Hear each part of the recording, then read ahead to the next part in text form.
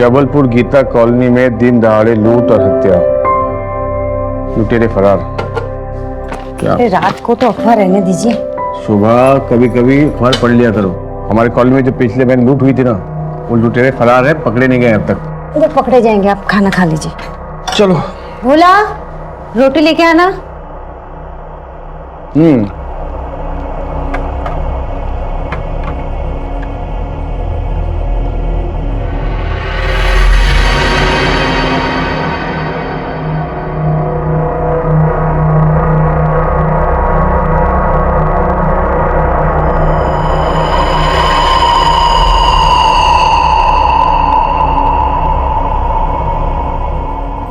बोलो, पापड़ लेके।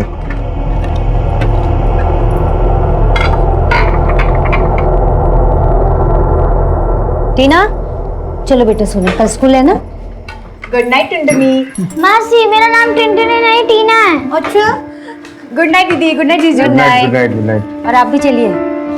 सुबह तुम एक काम करो, टीना को लेके जाओ, मैं अभी आता हूँ, ठीक है? हाँ, आप इतने बड़े डॉक्टर के लत नहीं छोड़ते। जाओ, मैं आता हूँ। गुड नाइट बेटा।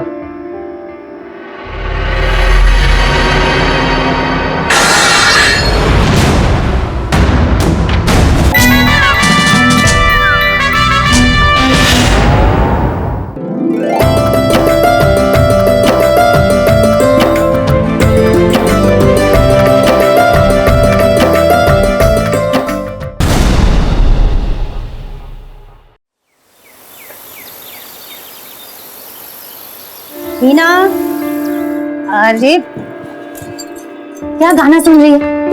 चल जल्दी से तैयार हो जा, लड़के वाले आते ही होंगे।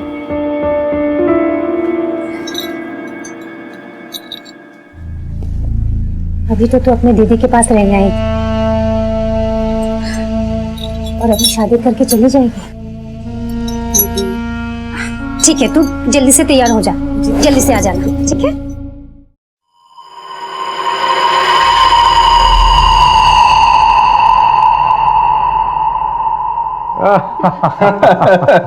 अरे गुप्ता जी, आप भी ना। अरे लीजिए ना। Thank you, thank you. Doctor साहब, हमें आपकी हिना बहुत पसंद आई है।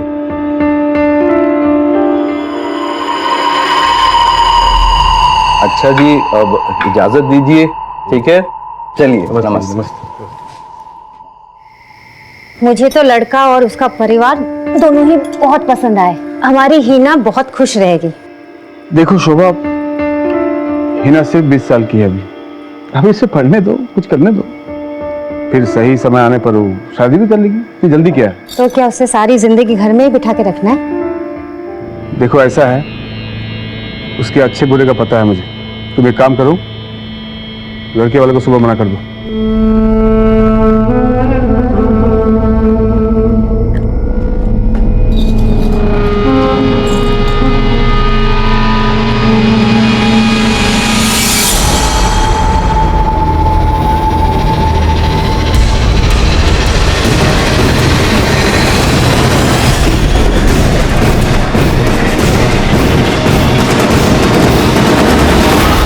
हाँ प्रमोद, एक काम करो, तुम पेशेंट को आईसीयू शिफ्ट करो, मैं पहुंच रहा हूँ।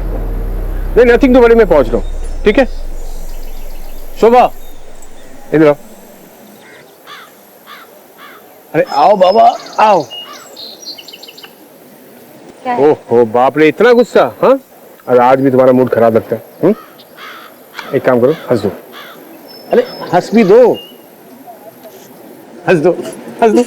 क्या कर रहे हैं आप? देखो कितनी खूबसूरत लग रही हो हंसते हुए। हंसते रहना चाहिए। हाँ, आई एम सॉरी। चलिए, मैं नाश्ता लगवाती हूँ, आप जल्दी रेडी होके आ जाइए। ठीक, ऐसे हंसते रहना। So everyone is ready for breakfast. Morning. हाँ अरे बाबा, आपने बहुत अच्छा काम किया मैंगो लाकर। बेटा, मैं तो हमेशा अच्छा काम करता हूँ। अब देखता हूँ कि तुम लोग कितना अच्छा काम करती हो।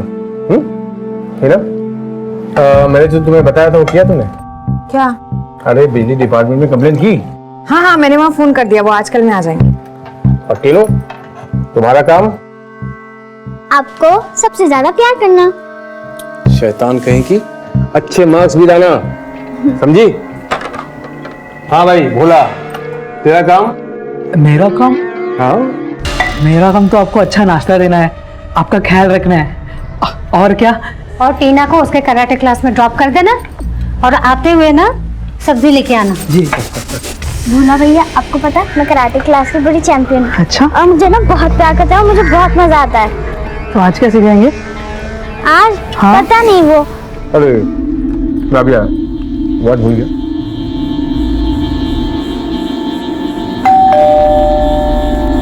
तू नाश्ता कर, शायद बिजली विभाग वाले लोग आए होंगे, मैं देखती हूँ।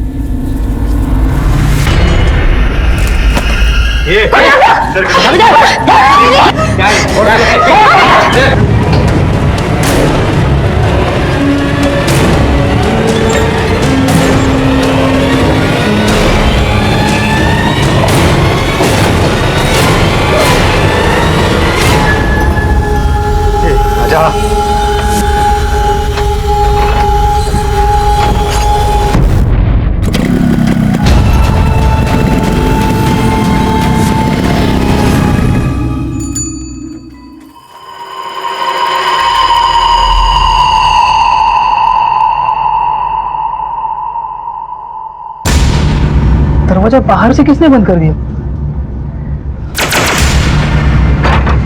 दीदी! साहब! साहब! दीदी!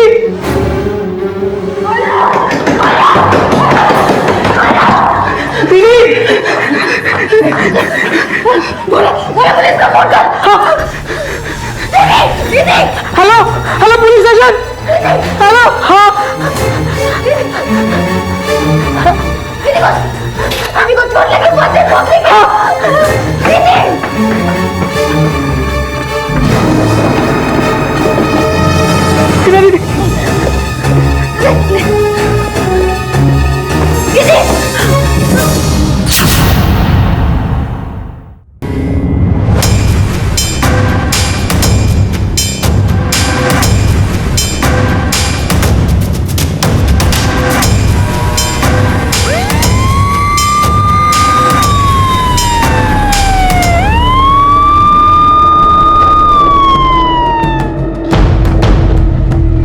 सर, ये डॉक्टर अमित कुलश्रेष्ठा जबलपुर के बहुत बड़े डॉक्टर थे। पिछले महीने हुई वारदात की तरह ये भी लूटपाट का ही मामला लग रहा है सर। जिस वक्त हमला हुआ उस वक्त घर पे डॉक्टर अमित कुलश्रेष्ठा, उनकी पत्नी शोभा कुलश्रेष्ठा, उनकी साली हिना परिहारी थी। उनकी छोटी बच्ची भी है सर, टीना, लेकिन उस वक्त वो घर पे नहीं थी। घर का नौकर है भोला, उस वक्त वो भी नहीं था। घटना घटने के बाद भोला घर के अंदर आया, ये सब कुछ देखा और उसने ही हमें कॉल किया था। सर, घर वालों का कहना है कि दो लोग जबरदस्ती आए, घर में घुसे और डॉक्टर अमित पर हमला किया। 2.5 लाख रुपए कैश लिए, गहने लिए और फरार हो गए।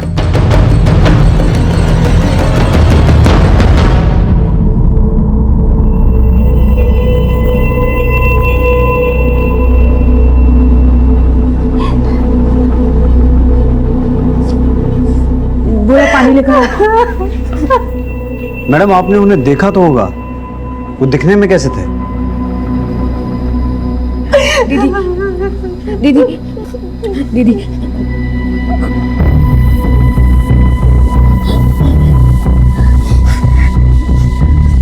पता नहीं सर, उन लोगों ने हेलमेट पहना हुआ था, काला चश्मा था आंखों में, बाकी चेहरा गमछे से ढका हुआ था। मेरे सामने आपने बिना देखे ऐसे कैसे दरवाजा खोल दिया? सर, हमारे घर में कुछ दिनों से मीटर में कुछ प्रॉब्लम आ रही थी, तो हमने बिजली विभाग में फोन करके कुछ लोगों को बुलाया था। मुझे लगा वही लोग हैं, इसलिए मैंने पीप होल से देखे हुए नहीं दरवाजा खोल दिया। और जैसे मैंने दरवाजा खोला उसने मुझे धक्का दिया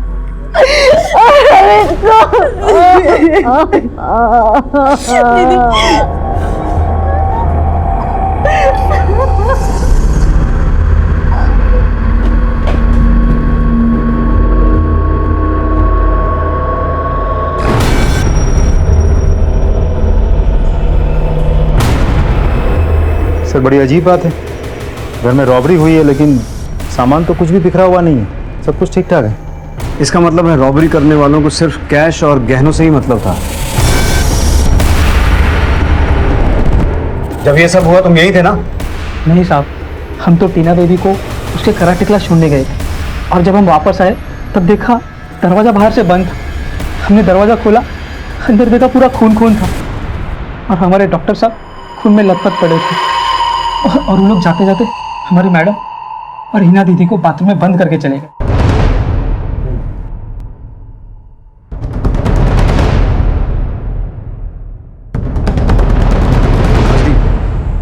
सिर्फ लूट के लिए इनकी बॉडी पर इतने वार क्यों किए गए? सर वार भी तो नौसिखिए तरीके से किया गया है। उनकी साली का कहना है कि चाकू को ऐसे ऊपर से पकड़ के 13 से 14 वार किए गए थे। लेकिन मारने के लिए तो 3-4 वार काफी होता है। Right sir. मुझे ये मामला दुश्मनी या नफरत का लगता है, या फिर जिस किसी ने इस लूट को अंजाम दिया है उसकी ये पहली लूट थी। एनीवेज, पोस्टमार्टम रिपोर्ट से काफी कुछ क्लियर हो जाएगा। आओ।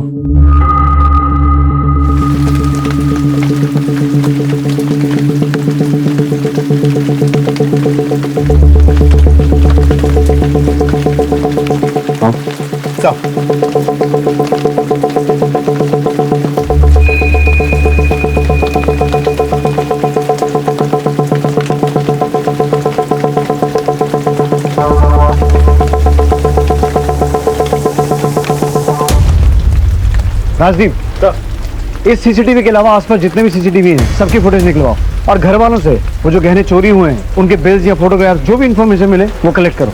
और सर पिछले महीने भी इस इलाके में जो लूटपाट की घटना घटी थी उसके लुटेरे अभी तक पकड़े नहीं गए। उस केस की फाइल को इसके साथ मैच करके देखो, शायद कोई क्लू हाथ लगे। Right sir.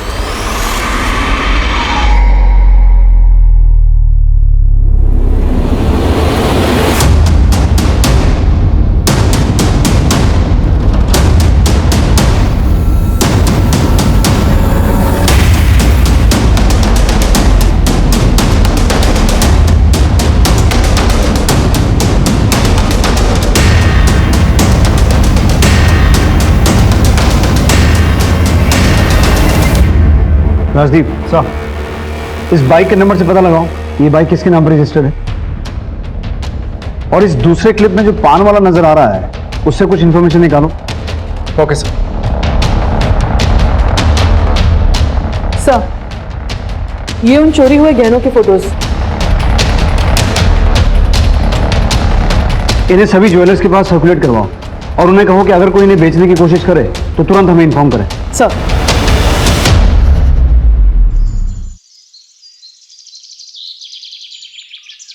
सर उस पान वाले ने जो डिस्क्रिप्शन दिया था उसके हिसाब से हमने ये स्केच बनवाया।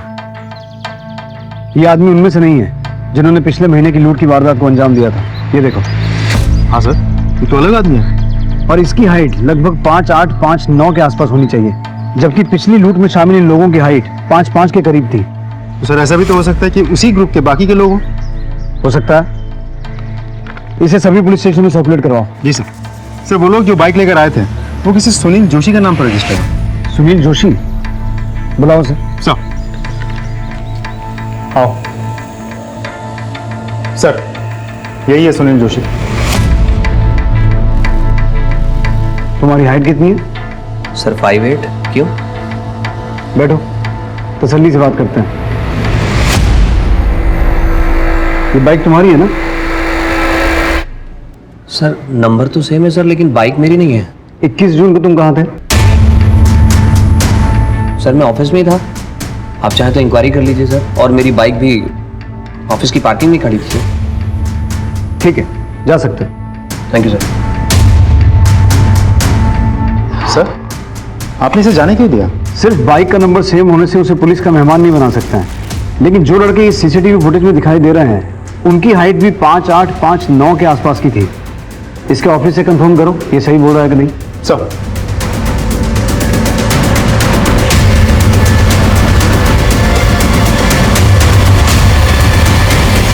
सर मैंने चेक किया, सुनील सही कह रहा है। वो ऑफिस में ही था और उसकी बाइक भी पार्किंग एरिया में ही थी। यानी कि वो जो कोई भी है ये बात अच्छी तरह से जानता था कि डॉक्टर अमित के घर में कैश और ज्वेलरी है और घर वालों ने बिजली विभाग में शिकायत की हुई है। कहीं ये काम किसी जान पहचान वाले का तो नहीं है?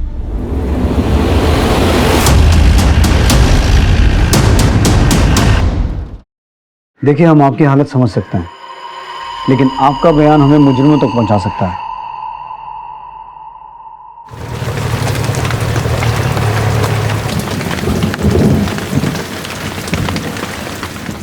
इसलिए हमारा चाची,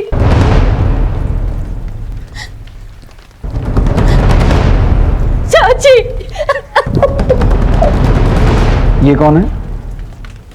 ये मेरी भतीजी प्रिया है सर, अहमदाबाद में रहती। क्या ये हम बैठ सकते हैं? जरूर। शोभा जी, मुझे आपसे सिर्फ एक बात जाननी है कि डॉक्टर अमित की किसी के साथ कोई दुश्मनी थी या कोई ऐसा जो डॉक्टर अमित से नफरत करता हो?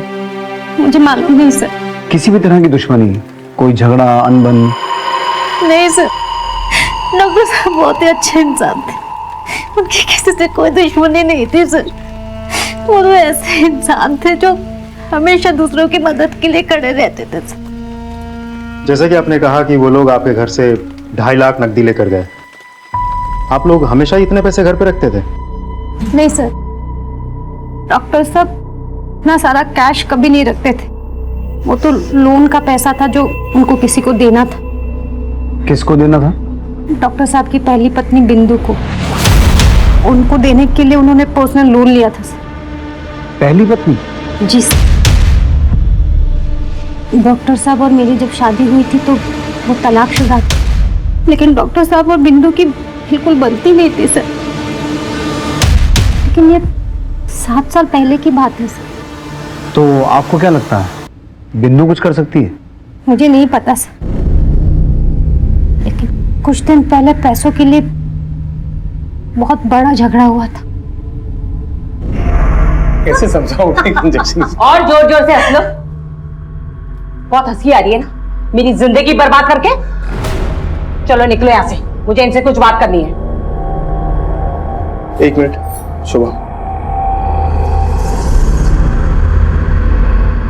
बिंदु, शोभा मेरी पत्नी है, तुम्हें जो कुछ भी कहना है इसके सामने कहो। ठीक है, मुझे पैसे चाहिए। तुम्हें कितनी बार कह चुका हूं कि तुम्हें देने के लिए मेरे पास इतने पैसे नहीं है। मुझे देने के लिए पैसे नहीं है?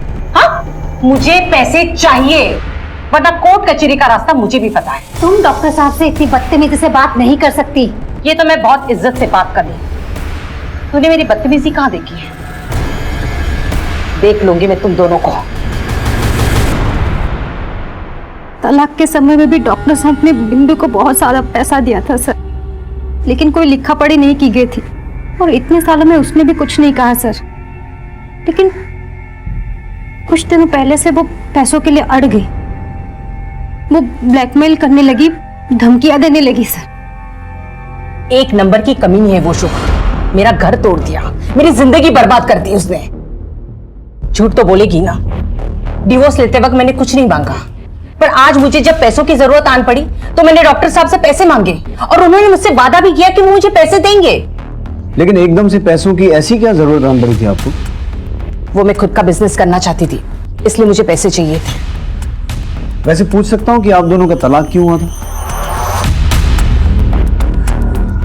मरे हुए लोगों के लिए गलत नहीं कहते, लेकिन डॉक्टर साहब एक नंबर के गंदे आदमी थे। ऐसा भी क्या किया था उन्होंने? डॉक्टर साहब ने मेरी जिंदगी तो बर्बाद कर दी, लेकिन अपनी भतीजी प्रिया को भी नहीं छोड़ा। अस्पताल, घर, सब जगह मुंह मारते थे वो। सिर्फ बिंदु डॉक्टर अमित के बारे में ऐसा क्यों बोल रही है? राजदीप, तुम हॉस्पिटल जाओ और ये पता लगाओ कि डॉक्टर अमित का कैरेक्टर था कैसा। अच्छा, लो दूध पी लो।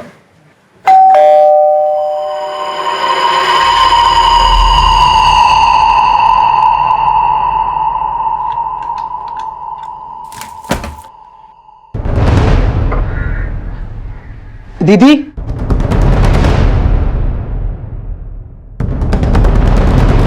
ये डॉक्टर अमित कैसे इंसान थे?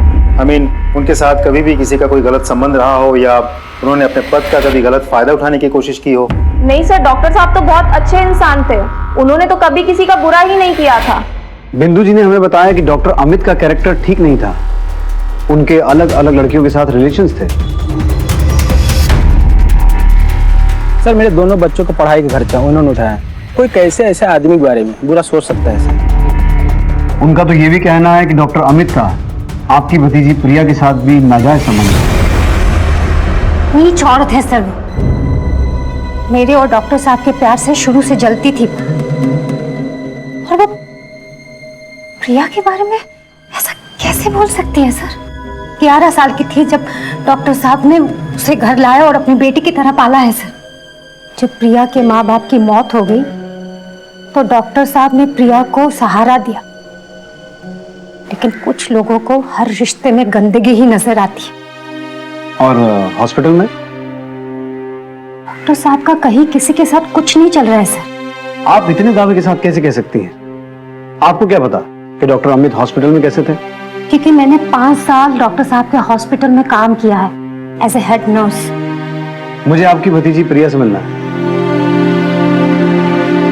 छी, कितनी कमीनी औरत है वो। मेरे और मेरे चाचा जी के लिए ऐसे कैसे कह सकती है वो? एक अनाथ को एक बाप की तरह प्यार किया था उन्होंने, और कोई कुछ भी कहे आपको शर्म नहीं आई मुझसे इस तरीके के सवाल करते हुए? क्या पुलिस वाले किसी से कुछ भी सवाल करेंगे? देखिए मुझे कुछ नहीं सुनना, निकल जाइए आप लोग यहाँ से।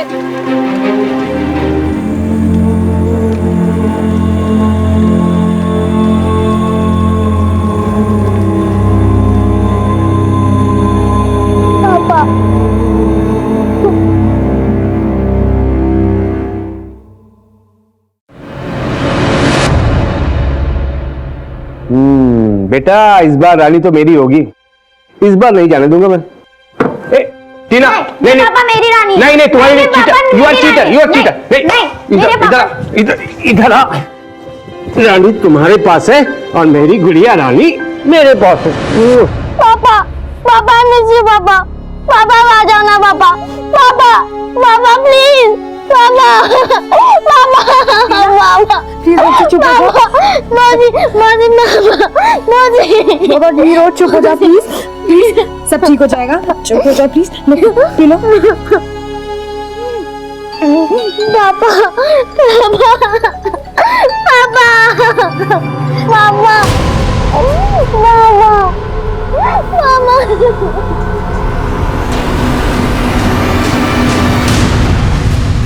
राजदीप सर, पिछले महीने जो लूट हुई थी उसकी कोई इन्फॉर्मेशन हाथ लगी है? सर हम पूरी कोशिश कर रहे हैं। सर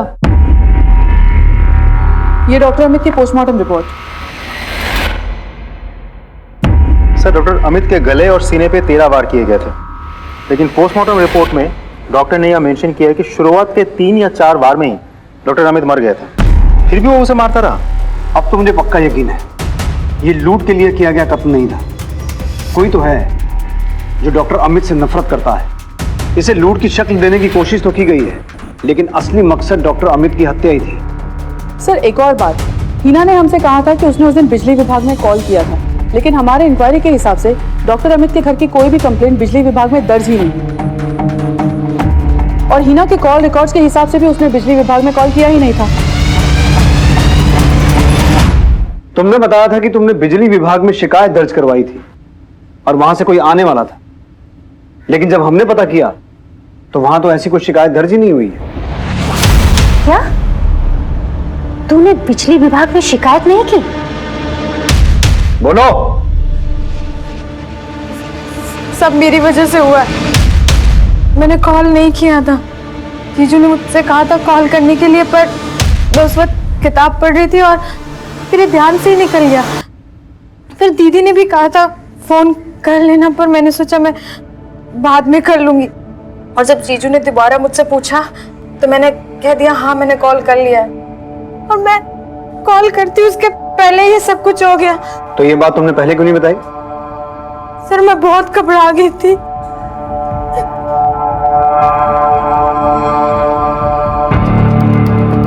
सर आपको हिना के बात पर यकीन है?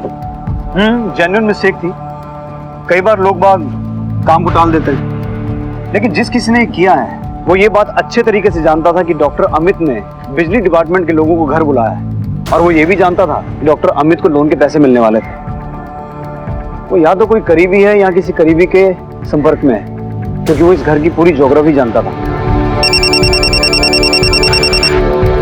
हाँ राजदीप सर, हमें जो सुनील जोशी मिला था, जिसके बाइक के नंबर उन लोगों ने यूज किया था, एक्चुअली वो सुनील जोशी डॉक्टर अमित की पहली बीवी बिंदु के टच में है। तो फिर सुनील और बिंदु दोनों को पुलिस स्टेशन बुलाओ। सर हाँ, हम जानते हैं एक दूसरे को। तो तुम दोनों सिर्फ एक दूसरे को जानते नहीं हो, तुम्हारा अफेयर चल रहा है। क्या बकवास है ये? कोई सबूत है आपके पास? ये तुम दोनों के कॉल रिकॉर्ड्स, कैसे रात रात भर तुम दोनों एक दूसरे से बातें करते हो, और जिस रात बातें नहीं कर रहे होते हो उस रात तुम दोनों का मोबाइल एक ही एरिया में एक्टिव होता है। इसके अलावा और भी सबूत लाके दे सकते हैं। हाँ, हमारा अफेयर चल रहा है। मेरा डिवोर्स हो चुका है, सो मैं कुछ भी कर सकती हूँ। लेकिन डॉक्टर साहब के कत्ल से हमारा क्या लेना देना? लेना देना है बाइक का सेम नंबर होना, डॉक्टर अमित के घर में 2.5 लाख रुपए कैश का होना, और वो पैसा आपको चाहिए था। साथ ही साथ लाखों की ज्वेलरी की लूट हुई है, और जिस तरीके से डॉक्टर अमित का कत्ल हुआ है ना, वो बदले की भावना की ओर इशारा करता है। और आप तो डॉक्टर अमित से काफी नफरत करती थी ना, और वो पैसा आपको अपने बिजनेस के लिए नहीं, सुनील के बिजनेस के लिए चाहिए था। इसलिए जैसे ही आपको पता चला कि डॉक्टर अमित के घर में लोन का पैसा आ गया है, आपने दिन दहाड़े उनके घर में घुसकर उनका कत्ल किया, और साथ ही साथ वो कैश और वो ज्वेलरी लूट ली। डॉक्टर अमित को मैं क्यों मारूंगी जब वो खुशी से मुझे पैसे देने के लिए तैयार थे? बिंदु जी, ये भी तो हो सकता है कि उन्होंने आपको टालने के लिए पहले हाँ बोल दी हो और बाद में उनका मन बदल गया, और जब आपको ये बात पता चली तो आपने गुस्से में आकर ना सिर्फ उनका कत्ल किया बल्कि वो कैश और ज्वेलरी लेकर वहां से फरार हो गए। मैंने सब कुछ नहीं किया, और ये बकवास अपने पास रखी, समझे? इंस्पेक्टर साहब, आप बिना किसी सबूत के इन्हें हाथ नहीं लगा सकते। हम क्या क्या कर सकते हैं आपको अंदाजा भी नहीं है। ठीक है, पहले सबूत लेके आइए, बाद में जो करना है वो कीजिए। चलिए। सर, जब आपको पहले से डाउट था कि सुनील और बिंदु ने ये सब कुछ किया होगा, तो आपने उन्हें जाने क्यों दिया? सर, रिमांड में लेते सारा सच उगल देता। राजदीप, तुमने कभी शतरंज खेली है? जी सर।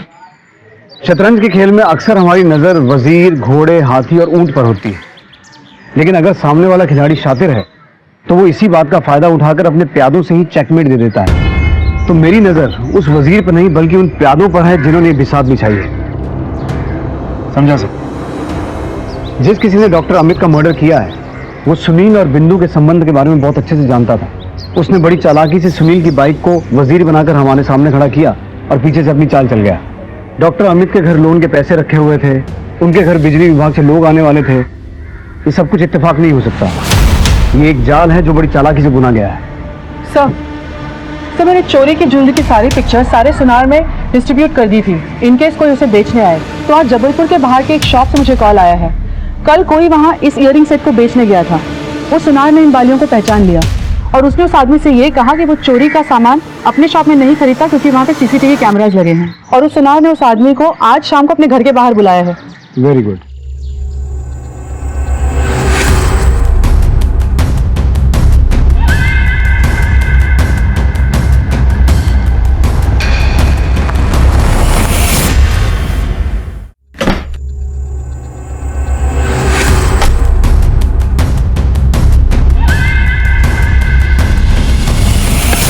पैसे तो मिल जाएंगे, पहले बाकी ये गहने कहाँ वो।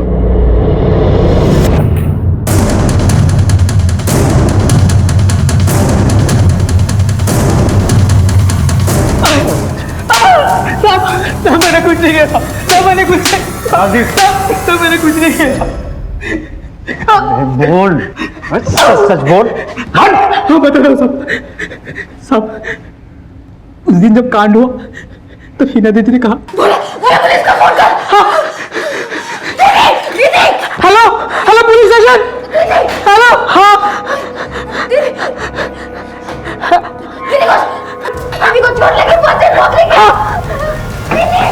और फिर ऊपर दवाई का डिब्बा लाने चले गए, और जब आ रहे थे तब हमें वो झुमके दिखाई दिए।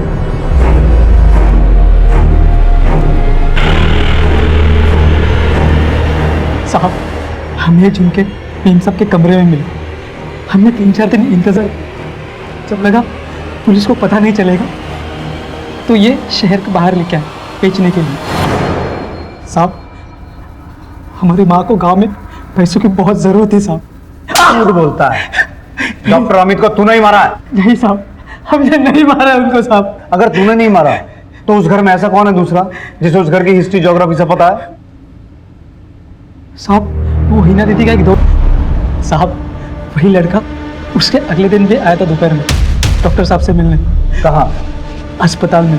सर मैं हिना से प्यार करता हूँ और हिना भी मुझसे प्यार करती है। हम दोनों एक दूसरे से शादी करना चाहते हैं। तेरी औकात नहीं है हिना से प्यार करने की, समझा? निकल निकल।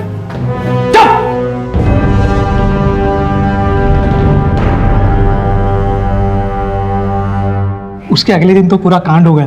लेकिन हॉस्पिटल में तो हमें इस झगड़े के बारे में किसी ने कुछ नहीं बताया। साहब जब ये झगड़ा हुआ तब डॉक्टर साहब के केबिन में मेरे सिवा और कोई नहीं था।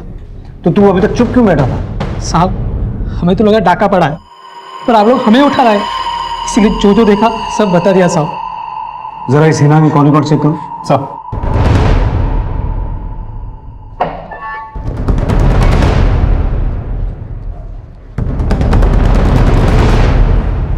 सर, हो सकता है भोला सही कह रहा हो, क्योंकि हिना अक्सर ध्रुव नाम के एक लड़के के साथ फोन पे बात किया करती थी और उस दिन भी हिना ने ध्रुव के मोबाइल पे फोन किया था, बिजली विभाग में नहीं। और जिस दिन डॉक्टर अमित के घर पे हमला हुआ उस दिन इस ध्रुव के मोबाइल के लोकेशन डॉक्टर अमित के घर का ही है।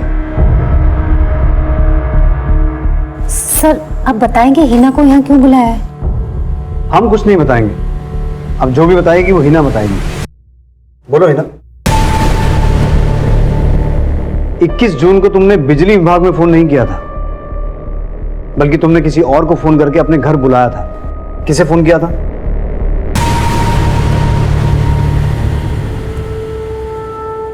बोलो हिना। सर मुझे नहीं पता आप क्या कह रहे हैं। ओ, तो हमें ही बताना पड़ेगा। राजदीप सर प्लीज बताइए ना क्या बात है, हमें कुछ समझ में नहीं आ रहा है। सब पता चल जाएगा।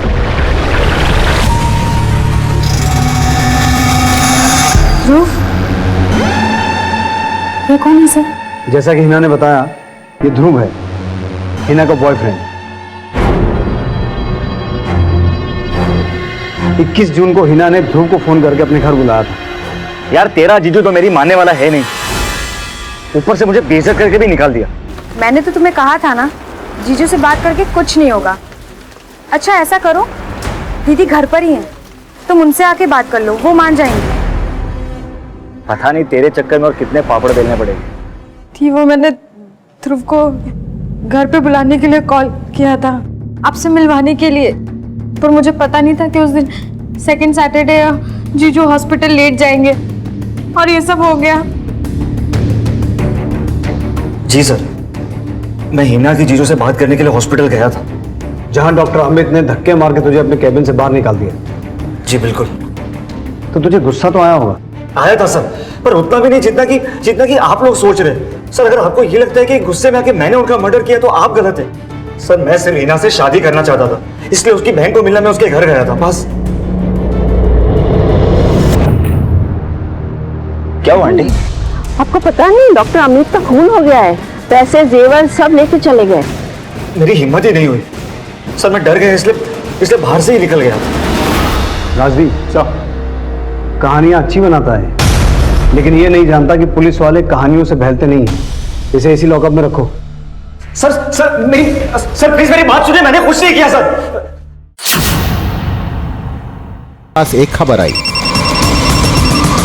हेलो सर, पिछले महीने हुए लूट के आरोपी पकड़े गए हैं। आज शाम तक हमारी दूसरी टीम उन्हें थाने ले आएगी। ओके सर, पिछले लूट के आरोपी पकड़े गए हैं।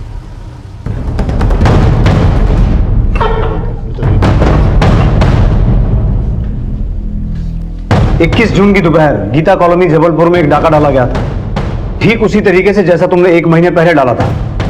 इन लोगों ने भी हेलमेट पहने हुए थे, सन ग्लासेस चढ़ाए हुए थे और चेहरे पे गमछा बांधा हुआ था। जी नहीं साहब, उस लूट में लोगों ने हमें मार मार के हमारा हेलमेट तोड़ दिया और हमारा चेहरा देख लिया। स्केच देखो, तुम्हारे ग्रुप का आदमी है ये? जी नहीं साहब, ये मेरे गिरोह का नहीं है। हम कैसे मान लें कि तू सच बोल रहा है? हो सकता है तो अपने साथी को बचाने की कोशिश कर रहा। जी नहीं साहब, हम उस लूट के बाद जबलपुर से बाहर चले गए थे और रायपुर में हम अंडरग्राउंड हो गए। सर हमने अपनी पूछताछ से वेरीफाई किया है, ये सही कह रहा है। Suspect number 1 Sunil Joshi. Doctor Amit के घर जो लूट हुई थी और उस लूट में जो बाइक इस्तेमाल हुई थी, उस बाइक का नंबर इसकी बाइक से मैच करता है। सस्पेक्ट नंबर 2 बिंदु, इसे डॉक्टर अमित से लोन के पैसे चाहिए थे। सस्पेक्ट नंबर 3 भोला, ये सोने के झुमके बेचता हुआ पकड़ा गया। राजदीप, एक ही तरह की दो वारदातें हुई हैं और दोनों का मोडस ऑपरेंडी ऑलमोस्ट सेम है। पिछले महीने जो वारदात हुई थी उसके दोनों एक्यूज्ड हमारी हिरासत में हैं, लेकिन उनका कहना है कि डॉक्टर अमित के घर जिन लोगों ने वो वारदात को अंजाम दिया वो इनके गैंग के नहीं है। और जिन लोगों ने डॉक्टर अमित के घर हुई लूट को अंजाम दिया था वो पान वाले से डॉक्टर अमित के घर का एड्रेस पूछ रहे थे। आखिर ये माजरा क्या है? तुम बाइक लाए हो? Yes sir. चलो।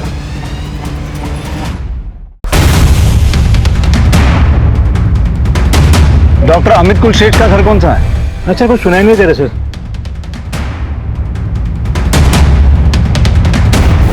डॉक्टर अमित कुलश्रेष्ठ का घर कौन सा है? आगे।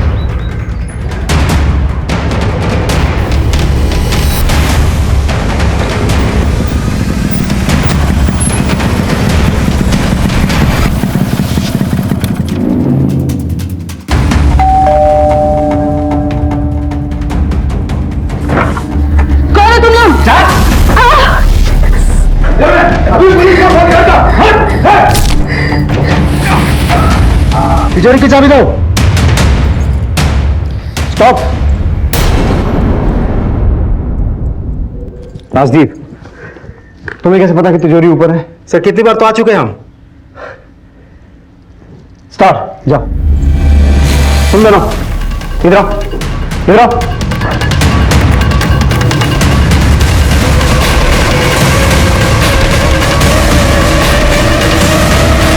स्टॉप। राजदीप, तुम्हें कैसे पता कि कौन सी चाबी है? सर कौन सी ये तो नहीं पता, एक एक करके सब ट्राई करते हैं। राइट। इस तिजोरी को फोरेंसिक जांच के लिए भिजवाओ और यह पता लगवाओ कि क्या इस तिजोरी को बार बार गलत चाबी लगा के खोलने की कोशिश की गई थी। So continue.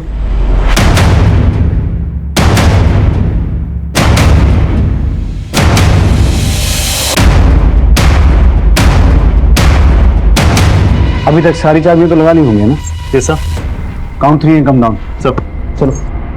1 2 3। स्टार्ट। तुम अंदर चलो, अंदर चलो दोनों। मैं नहीं जाऊंगी। अंदर जाओ। मैं नहीं जाऊंगी। चलो। Stop. Sorry to bother you, लेकिन ये रिक्रिएशन हमारे लिए बहुत जरूरी था। Thank you. आ जाओ।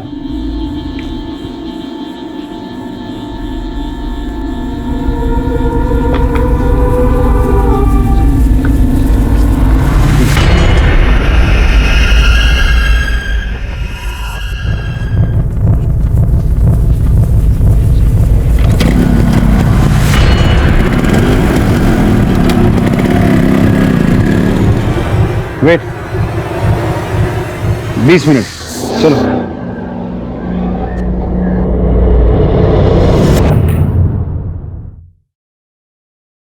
सर तिजोरी की फॉरेंसिक रिपोर्ट आ गई है। आपका शक सही था, तिजोरी में चाबी जबरदस्ती घुसाई नहीं गई थी।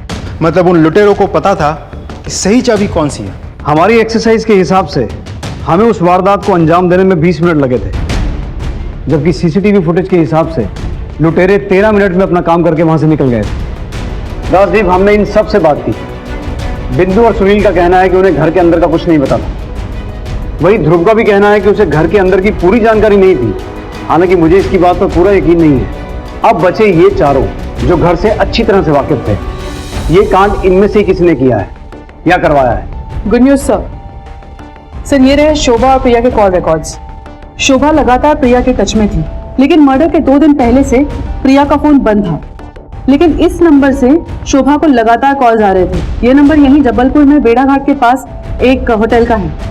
और सर 3 दिन बाद प्रिया का फोन यहाँ जबलपुर में ऑन हुआ। Very interesting. चलो होटल।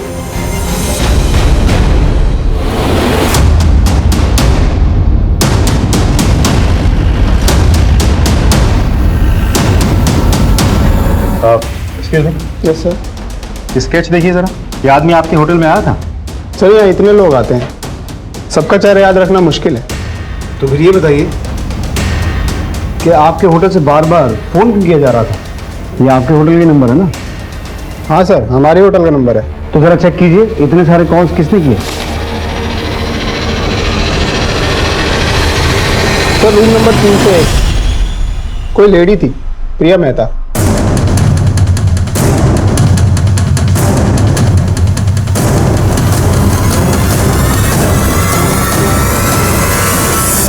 अब शुरू करो, मुझे ये कहानी शुरू से सुननी है। सर, अमित एक नंबर का अय्याश आदमी था। शादी से पहले जब अस्पताल में एक 16-17 साल की लड़की 3 बार अबॉर्शन के लिए आई थी, लेकिन शादी के बाद मुझे पता चला कि वो लड़की कोई और नहीं, उस नीच आदमी की सगी भतीजी थी, प्रिया। जब मैं 11 साल की थी तो मेरे माँ बाप गुजर गए थे और चाचा जी मुझे अपने साथ लेकर आ गए। पहले हम कहीं और रहते थे, बिंदु चाची जी के साथ, और वहां पे ही चाचा जी ने मेरे साथ रेप किया। शादी के बाद मुझे उसकी हैवानियत के बारे में पता चला। वो प्रिया के साथ लगातार बलात्कार करता है। तो आप लोगों ने डॉक्टर अमित की शिकायत पुलिस से क्यों नहीं की? वो बहुत बड़ा आदमी था सर, पुलिस को बताती तो क्या होता। प्रिया की बदनामी, उससे शादी कौन करता?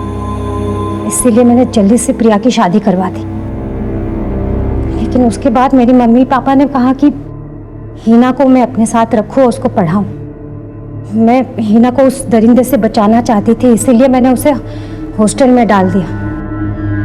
लेकिन इस कमीने ने मेरे माँ बाप से बात करके हीना को घर ले आए। मुझे पता चल गया था कि उसकी गंदी नजर हीना पर भी है। और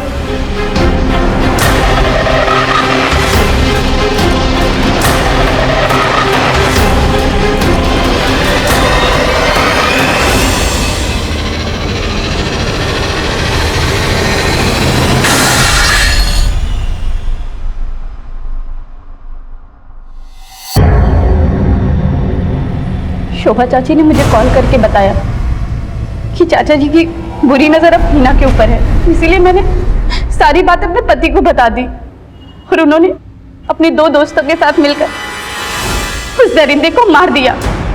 मुझे कोई दुख नहीं है उसको मारने का, लेकिन आपने उन्हें मारकर ना सिर्फ अपनी प्रिया की बल्कि अपनी बेटी की भी जिंदगी बर्बाद कर दी।